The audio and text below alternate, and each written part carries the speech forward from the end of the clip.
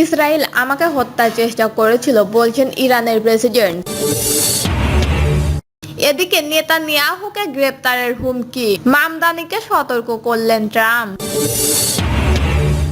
জানাবো ইসরায়েলের আগ্রাসন গাজায় প্রাণহানি ছাড়ারও ৫৭,৫০০। জানিয়ে দিব ট্রাম্পের নতুন ঘোষণায় কোন দেশের ওপর কত শুল্ক। এবং সর্বশেষ জানাবো গাজায় ৫ ইসরায়েলি সেনা নিহত। শুনছিলেন সংবাদ শিরোনাম, এবারে বিস্তারিত।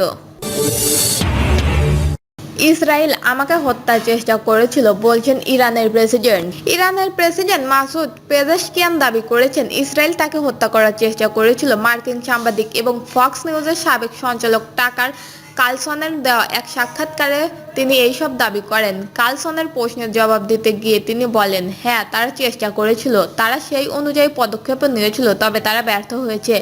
তিনি নির্দিষ্ট কবে ঘটনাটি ঘটেছিল তা বলেন নাই, শুধু জানান একটি বৈঠকের সময় এই হামলার চেষ্টা করা হয়েছিল।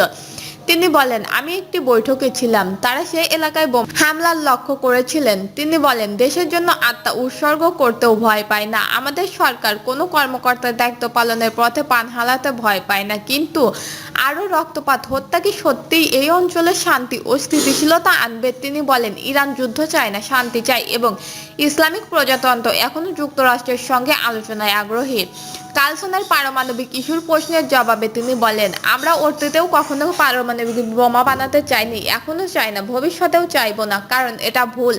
এ কাজ আমাদের সর্বোচ্চ ধর্মীয় নেতা জারি করা ধর্মীয় আদেশের বিরোধিতা করে। তিনি আরো বলেন, পারমাণবিক বোমা তৈরি করা ইসলাম ধর্মীয়ভাবে নিষিদ্ধ। এই বিষয়ে আন্তর্জাতিক পরমাণু সংস্থার সঙ্গে আমাদের দীর্ঘমেয়াদী সহযোগিতার সব সময়ই তা প্রমাণ করেছে। ইউরেনিয়াম সম্পৃক্ততা নিয়ে প্রশ্ন উঠে সরাসরি উত্তর না দিয়ে তিনি বলেন, আমরা আলোচনায় বসতে প্রস্তুত, পর্যবেক্ষণ মেনে নিতে রাজি। তবে তিনি মনে করিয়ে দেন, 13 জুন ইসরায়েলের অযৌক্তিক হামলা কূটনৈতিক আলোচনার পথ বন্ধ করে দেন। তিনি জানান, ইরান আবারও যুক্তরাষ্ট্রের সঙ্গে পারমাণবিক আলোচনায় বসতে রাজি, তবে গত কিছু সপ্তাহের ঘটে যাওয়া ঘটনাগুলোর পর আমেরিকার ওপর আস্থা নেই।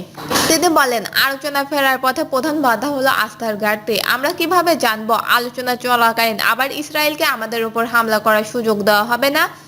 আমার প্রস্তাব হলো যুক্তরাষ্ট্রকে অন্যের যুদ্ধ থেকে দূরে থাকতে হবে। এটি আমেরিকার যুদ্ধ নয়, এটি নেতানিয়াহুর যুদ্ধ।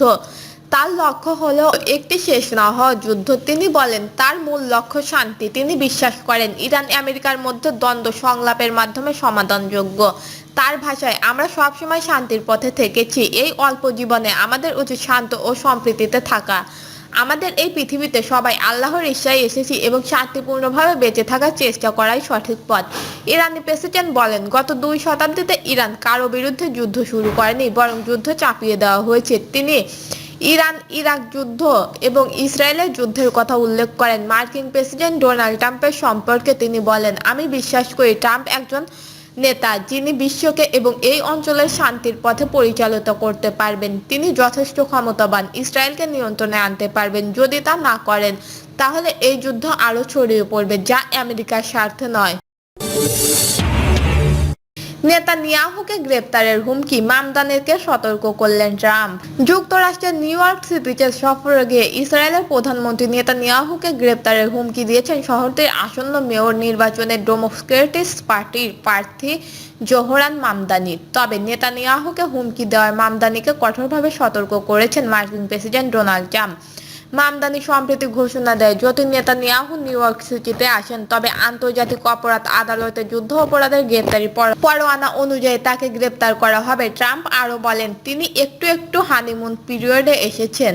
তিনি নিউ ইয়র্ক সিটিতে মেয়র নির্বাচনে জিততে পারেন, কিন্তু সবকিছু হোয়াইট হাউসে থেকে যায়। যদি তিনি আমাদের কাছ থেকে অর্থ চান তাহলে তাকে ঠিকভাবে আচরণ করতে হবে। গাজায় যুদ্ধাপরাধের অভিযোগে আইসিটির ওয়ারেন্টের কথা উল্লেখ করে নেতানিয়াহুকে সম্প্রতি গ্রেপ্তারের হুমকি দেন মামদানি। এরপর রিপাবলিকান তার বিরুদ্ধে সমালোচনার মুখ হয়ে ওঠে। ট্রাম্পের মন্তব্যের আগে নেতানিয়াহুকে সাংবাদিকদের বলেন, মামদানিকে হুমকি দিয়ে তিনি চিন্তিত নয়। তিনি জানান, এটা হাস্যকর এবং গুরুত্বহীন। পৃথিবীতে যথেষ্ট পাগলামি চলছে, এটা তারই একটা অংশ। নেতানিয়াহু সেপ্টেম্বরে জাতিসংঘের সাধারণ পরিষদের উচ্চ পর্যায়ে বার্ষিক সম্মেলনে অংশ নিতে নিউ ইয়র্কে আসতে পারেন। এছাড়াও তিনি আগামী বছর ট্রাম্পের সঙ্গে নিউ ইয়র্ক সফরের ইঙ্গিতও দিয়েছিলেন। ইসরায়েলি আগ্রাসন, গাজায় প্রাণহানি ছাড়ারও ৫৭,৫০০। প্রায় ২ বছরের ইসরায়েলি আগ্রাসনে গাজা যেন মৃত্যুপুরী। ২০২৩ সালের ৭ই অক্টোবর থেকে এই পর্যন্ত অবরুদ্ধ উপত্যকায় প্রাণহানি ঘটেছে ৫৭,৫২৩ জনের। এদের মধ্যে অধিকাংশই নারী ও শিশু। বাদ যায়নি সাংবাদিক, চিকিৎসক, ত্রাণ বিতরণকারী, স্বেচ্ছাসেবক ও মানবাধিকার কর্মীরাও। গাজায় স্বাস্থ্য মন্ত্রণালয়ের বরাত দিয়ে আনাদোলু এজেন্সি জানিয়েছেন, গত ২৪ ঘন্টায় ১০৫ জনের মৃতদেহ উদ্ধার করে হাসপাতালে নেওয়া হয়েছে। আহত হয়েছেন আরও ৩৫৬ জন। ইসরায়েলের টানা বোমাবর্ষণে আহতের মানুষের সংখ্যা ইতিমধ্যে ছাড়িয়েছে ১,৩৬,৬১৭ জন। এছাড়াও ধ্বংসস্তূপের নিচে পড়ে অসংখ্য মানুষ আটকে পড়েছে। চলতি বছরের শুরুতেই সামরিক যুদ্ধবিরতির পর গত ১৮ মার্চ থেকে আবারও গাজায় হামলা শুরু করে ইসরায়েল। সেই থেকে ৬,৯৫৪ জন মানুষ নিহত হয়েছে, আহত হয়েছে ২৪,৫৭৬ জন। জানুয়ারিতে হওয়া সামরিক যুদ্ধবিরতি এবং বন্দির বিনিময় চুক্তি কোনো স্থায়ী স্বস্তি আনতে পারেনি, বরং ফের নেমে এসেছে ধ্বংসযন্ত্রের নতুন অধ্যায়। গত নভেম্বরে আন্তর্জাতিক অপরাধ আদালত গাজায় যুদ্ধাপরাধ এবং মানবতা বিরোধী অপরাধের অভিযোগ ইসরায়েলের প্রধানমন্ত্রী নেতানিয়াহু ও তার তৎকালীন প্রতিরক্ষা মন্ত্রীর বিরুদ্ধে গ্রেপ্তারি পরোয়ানা জারি করে। এছাড়াও গাজায় ইসরায়েলি আগ্রাসনের ঘটনায় আন্তর্জাতিক বিচার আদালতে ইসরায়েলের বিরুদ্ধে এখনও চলছে গণহত্যার মামলা। ট্রাম্পের নতুন ঘোষণায় কোন দেশের ওপর কত শুল্ক?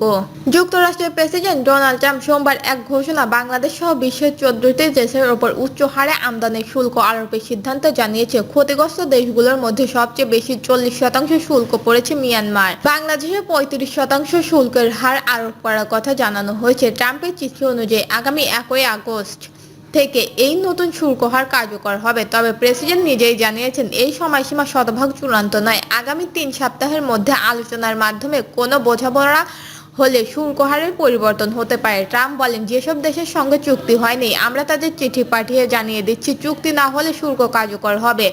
তবে ট্রাম্প আরও বলেন, হয়তো কিছুটা সমন্বয় করব, এটা নির্ভর করছে তাদের প্রস্তাবের উপর। আমরা অযৌক্তিক হতে চাই না। যুক্তরাজ্যের সঙ্গে একই চুক্তি হয়েছে বলেও জানান ট্রাম্প। এছাড়াও ভারতের সঙ্গে আলোচনা প্রায় শেষ পর্যায়ে বলে উল্লেখ করেন তিনি। গাজায় ৫ ইসরায়েলি সেনা নিহত। গাজা উপত্যকায় ৫ ইসরায়েলি সেনা নিহত হয়েছে বলে মঙ্গলবার এক বিবৃতিতে জানিয়েছেন ইসরায়েলি সেনাবাহিনী। চলতি বছরে গাজায় ইসরায়েলি বাহিনীর জন্য একটি অন্যতম প্রাণঘাতী দিন। ওয়াশিংটন সফরে থাকা ইসরায়েলি প্রধানমন্ত্রী নেতানিয়াহু এই ঘটনাকে কঠিন সকাল বলে আখ্যায়িত দেন। তিনি সেখানে মার্কিন প্রেসিডেন্ট ডোনাল্ড ট্রাম্পের সঙ্গে বৈঠক করেছেন। ইসরায়েলি সেনাবাহিনী জানান, নিহত ৫ জনের বয়স ২০ থেকে ২৮ বছরের মধ্যে এবং তারা গাজা উত্তর অঞ্চলে অভিযান চালানোর সময় প্রাণ হারায়। এ সময় আরও ২ সেনা গুরুতর আহত হন এবং তাদের চিকিৎসার জন্য হাসপাতালে নেওয়া হয়েছে। স্থানীয় সংবাদ মাধ্যম জানান, বেইত হানুন এলাকায় ইম্প্রোভাইজেশন এক্সপ্লোসিভ ডিভাইস বিস্ফোরণের কারণে এইসব সেনা নিহত হয়। আহতদের উদ্ধার করতে গেলে সেনারা গুলির মুখে পড়ে। ইসরায়েলের বিরুদ্ধে নেতা ইয়ার লাপিদ বলেন, সেনাদের জন্য, তাদের পরিবারের জন্য, জিম্মিদের জন্য এবং ইসরায়েল রাষ্ট্রের জন্য এই যুদ্ধের অবসান ঘটাতে হবে। দর্শক, এই ছিল এখনকার সর্বশেষ নিউজ। নিউজটি ভালো লাগলে একটি লাইক দিন, কমেন্টে আপনার মতামত জানান এবং আমাদের পাশে থাকার জন্য বেল বাটনটি অন করে রাখুন। ধন্যবাদ।